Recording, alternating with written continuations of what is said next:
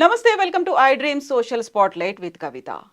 క్యారవాన్లలో కూడా సీక్రెట్ కెమెరాలు ఉన్నాయి అని సినీ నటి, సీనియర్ నటీమణి రాధిక చేసినటువంటి వ్యాఖ్యలు సరికొత్తగా సినీ ఇండస్ట్రీలో ఇప్పుడు రచ్చను రాజేస్తున్నాయి.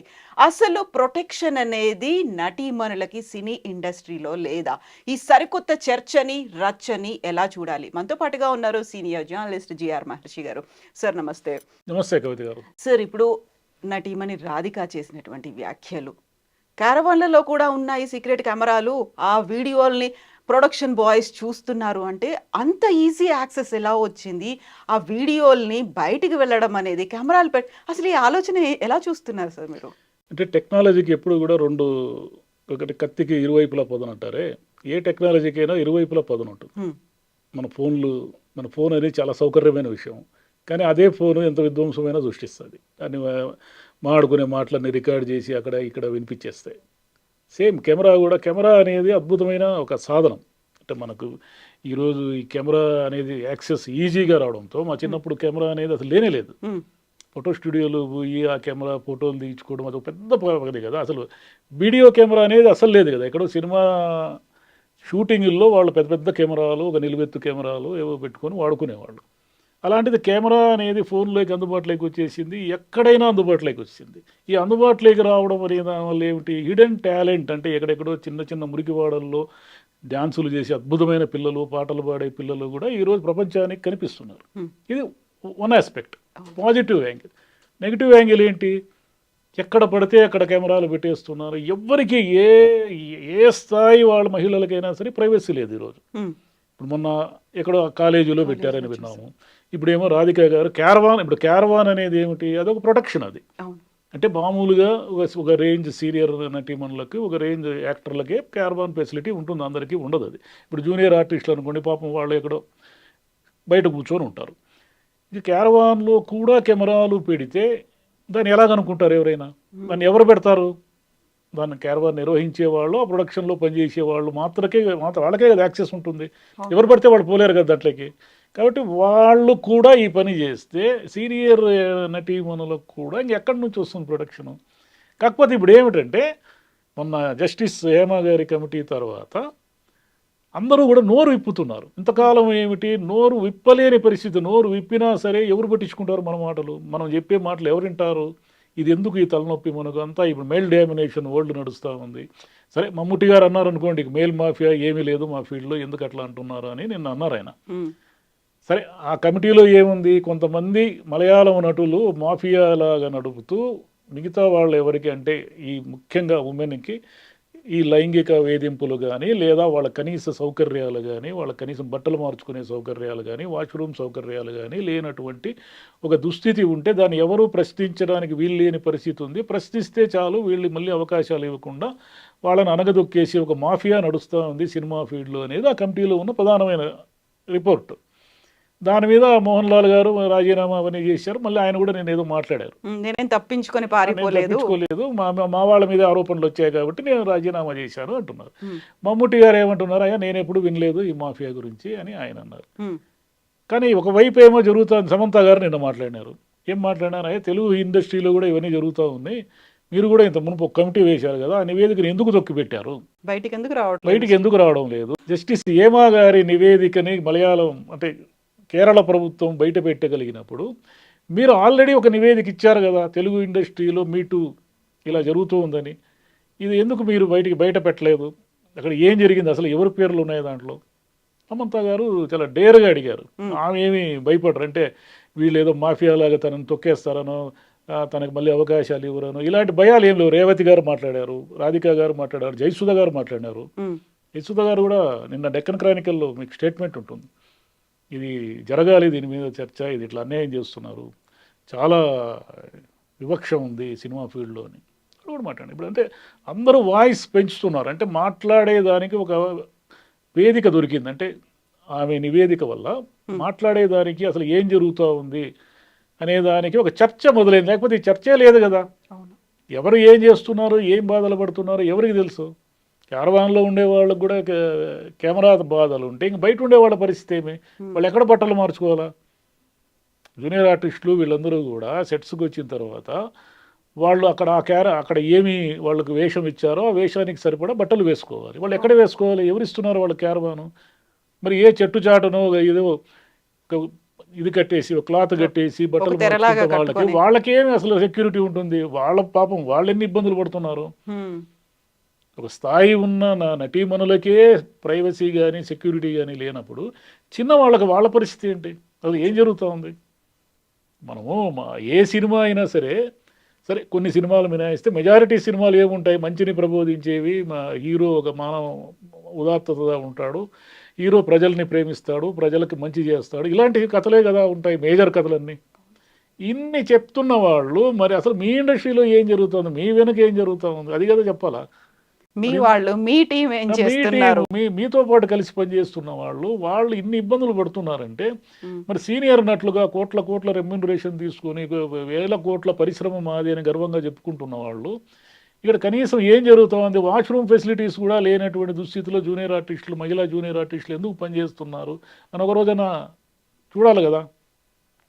అది ఎవరో ప్రొడక్షన్ మేనేజర్ పని, మా పని అంటే మీ పని కాకపోవచ్చు, కానీ మీరు సినిమాల్లో చెప్పేదంతా హ్యూమన్ వాల్యూస్ గురించే కదా.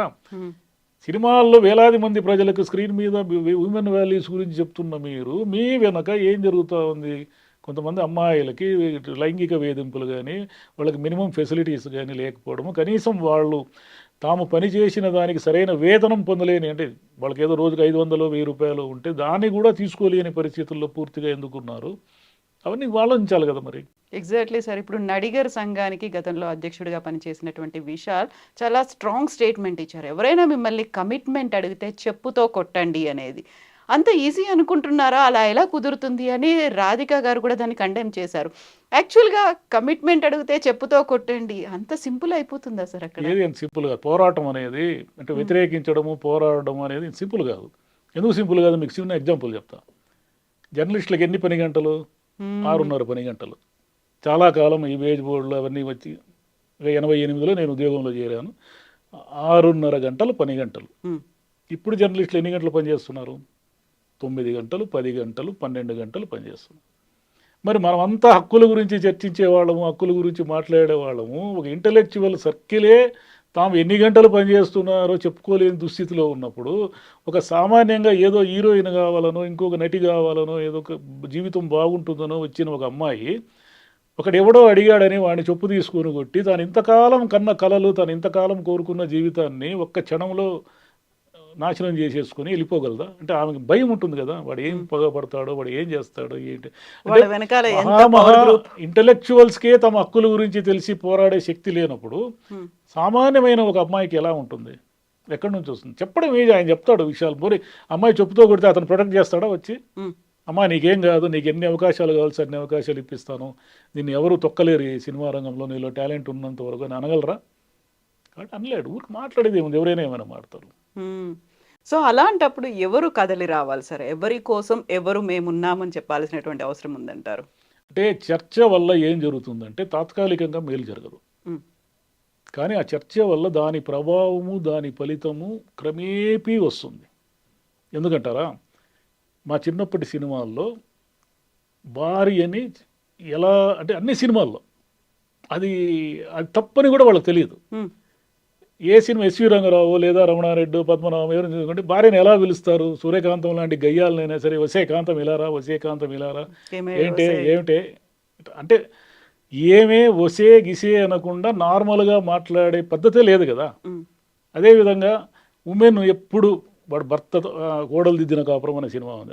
వాడు ఫుల్గా తాగేసి వస్తే ఆమె వాడు బూట్లు ఇప్పేసి కాళ్ళకు దండం పెట్టుకొని నిద్రపోతుంది. ఆ బూట్తో వాడిని కొట్టాలి కదా, అది అప్పుడు ఆమెకు తెలియదు.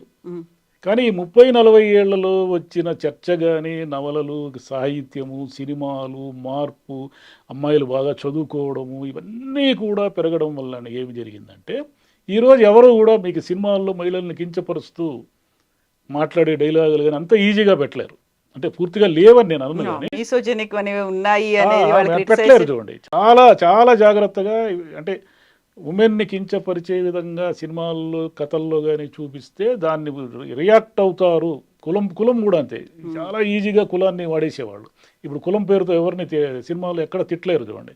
అంటే ఇదంతా ఎందుకు జరిగిందంటే 20-30 ఏళ్ల క్రితం చర్చ ప్రారంభమైంది, దాని ఫలితం ఇప్పుడు చూస్తున్నాం మనం. ఇప్పుడు ఇక్కడ చర్చ ప్రారంభమైంది కాబట్టి ఈ కమిట్మెంట్ వీటికి సంబంధించి దీని ఫలితం ఇంకొక 5 ఏళ్లకు 10 ఏళ్లకు, అంటే ఓహో మనం ఇలా మాట్లాడితే ఇది చాలా సీరియస్ ఇష్యూ అయ్యి మనల్ని వీళ్ళు చెప్పు తీసుకొని కొట్టే ప్రమాదం ఉంది అనే భయం అందరిలో కనుక వస్తే అది రావడానికి ఒక టైం పడుతుంది. అది ఒక రోజుతో రాదు కదా. బట్ అలా సఫర్ అయినటువంటి 1-2 జనరేషన్స్ వెళ్ళిపోయి ఉంటాయి. ఎప్పుడు కూడా 1-2 జనరేషన్ సఫర్ అవుతాయి. రిజల్ట్ రావడానికి ఎప్పుడు 1-2 జనరేషన్ సఫర్ అయిన తర్వాత అది 3వ జనరేషన్కి, అంటే మీరు చాలా విషయాలు సొసైటీలో మీరు గమనించవచ్చు. ప్రతిదీ కూడా ఉమెన్ని తక్కువ చేస్తూ, అంటే ఒకడు 3-4 పెళ్ళాడడం కూడా మా చిన్నప్పుడు కరెక్ట్. చాలా మంది చూశాను నేను, చాలా కుటుంబాలు. ఇప్పుడు అలా కాదు కదా. చట్టం సంగతి పక్కన పెట్టండి, వాడే మగోడు 3 పెళ్ళాడతాడు అనుకునే ఒక సొసైటీ ఉండేది. పోషించగలడు. ఇప్పుడు లేదు. ఇప్పుడు సొసైటీ అలా లేదు. 3 పెళ్లి చేసుకుంటే ముందు చట్టం శిక్షిస్తుంది, అటు చుట్టూ ఉన్న సొసైటీ కూడా వాడిని యాక్సెప్ట్ చేయదు. అది అంటే అది కాలక్రమేణా వస్తుంది ఆ మార్పు. సినిమా రంగం అయినా సరే ఇంకొక 5 ఏళ్ళకి 10 ఏళ్ళకి అప్పుడు సినిమా రంగం ఈ ఓటీటీలు ఇవన్నీ వచ్చి తినేయకుండా ఉంటే సినిమాని ఒక 5-10 ఏళ్ల తర్వాత వాళ్ళైనా, అంటే ఓటీటీలైనా మళ్ళీ ఎవరొకరు యాక్ట్ చేస్తేనే కదా ఓటీటీలైనా వస్తాయి. కాబట్టి ఈ జస్టిస్ గారి నివేదిక మలయాళ ఇండస్ట్రీని కుదిపేస్తుంది అంటున్నారే, అది మలయాళ ఇండస్ట్రీకే పరిమితం కాదు. అది మెల్లిగా తెలుగు, కన్నడ, తమిళ్, హిందీ అన్నిటికీ కూడా వస్తుంది. కాలం ఎప్పుడు ఒకే విధంగా ఉండదు, అది మారుతూ ఉంటుంది. ఈరోజు ఇంతమంది సీనియర్ నటీమణులు అందరూ కూడా ఒకప్పుడు అన్ని ఇబ్బందులు పడిన వాళ్ళు కూడా ఈరోజు గొంతెత్తి ప్రశ్నిస్తున్నారు, ఇది కరెక్ట్ కాదు అంటున్నారంటే ఏంటంటే అర్థము ఆ మార్పు స్టార్ట్ అయిందని. అందులోనూ మలయాళ నటులు కావచ్చు, టెక్నీషియన్స్ కావచ్చు, కేవలం అక్కడి మాత్రమే లిమిట్ అయ్యలేరు కదా. ఇప్పుడు పాన్ ఇండియా అనే మూవీస్ వచ్చిన తర్వాత ప్రతి చోట స్ప్రెడ్ అయిపోయారు. తెలుగు సినిమాల్లో పాన్ ఇండియా పేరుతో అందరూ యాక్ట్ చేస్తున్నారు కదా, అన్ని సినిమాలు యాక్ట్ చేస్తున్నారు కదా. మన మలయాళ నటులు ఎంతో మంది తెలుగులో యాక్ట్ చేస్తున్నారు కదా. కాబట్టి ఇప్పుడు ఇండస్ట్రీ అనేది సింగిల్ ఎక్కడ పరిమితం కాలేదు. కాకపోతే ఈ చర్చ వల్ల కనీసం వీళ్ళకి కొంచెమన్నా తెలివి వచ్చి షూటింగ్ల్లో మినిమం ఫెసిలిటీస్ అయినా ఉమెన్కి కల్పించే దిశగా, లేదా ఎవడైనా ఏదైనా నోరు జారితే మనకు దెబ్బలు పడతాయి అనే స్థితిలో వాడి మైండ్ తయారైనా కూడా ఇదంతా జస్టిస్ గారి ఏమా గారి మహిమ. కాకుంటే సార్ ఇప్పుడు రావాల్సినటువంటి మార్పుల గురించి ప్రభుత్వాలు కూడా స్వచ్ఛందంగా ముందుకు రావాల్సినటువంటి అవసరం అయితే ఉంది. ప్రతి చోట ప్రభుత్వాలు సినిమా రంగంతో ముడిపడి ఉన్నాయి. ముఖ్యంగా మన ఆంధ్రప్రదేశ్, తెలంగాణ లేదా తమిళనాడు పూర్తిగా ప్రభుత్వము సినిమా రంగము పెద్దగా ముడిపడి లేనటువంటి రంగం మలయాళం రంగం. అక్కడే ఈ మార్పు స్పీడ్గా వచ్చింది. వీటికి రావడానికి కొంచెం టైం పడుతుంది. ప్రభుత్వాలంతా ఏమనుకుంటాయంటే మనకి ఎందుకు ఈ తలకాయ నొప్పి, మనకు అవసరమా, సినిమా వాళ్ళతో ఎందుకు పెట్టుకోవడము, వాళ్ళ బాధలు ఏవో వాళ్ళు పడతారు, ఇప్పుడు మనకెందుకు ఈ గోల అని అనుకుంటారు. కానీ వాళ్ళ మీద ఒత్తిడి పెరిగింది అనుకోండి. ఇప్పుడు సమంత గారు మాట్లాడినట్టు ఇంకో 10 మంది మాట్లాడారు అనుకోండి, మీరు ఎందుకు ఆ కమిటీ నివేదిక బయటపెట్టరు, ఏముంది అసలు ఆ నివేదికలో అంటే మాదేముందా తీసుకోండి అని బయటపెడతారు. ఒత్తిడి పెరిగితే బయటపెడతారు. అక్కడ కూడా ఉమెన్ ఇన్ సినిమా కలెక్టివ్ అనే ఒక సంస్థ ఏర్పడకపోతే ఇంత దూరం ఇది వచ్చి ఉండేదే కాదు. వాళ్ళు అలా వచ్చారు కాబట్టి వచ్చింది ఇందులో. సో అవేర్నెస్ అనేది రావాలి, రివల్యూషన్ అనేది కూడా రావాల్సినటువంటి అవసరం ఉంది. అంతే. Yes sir, thank you so much sir. Thank you.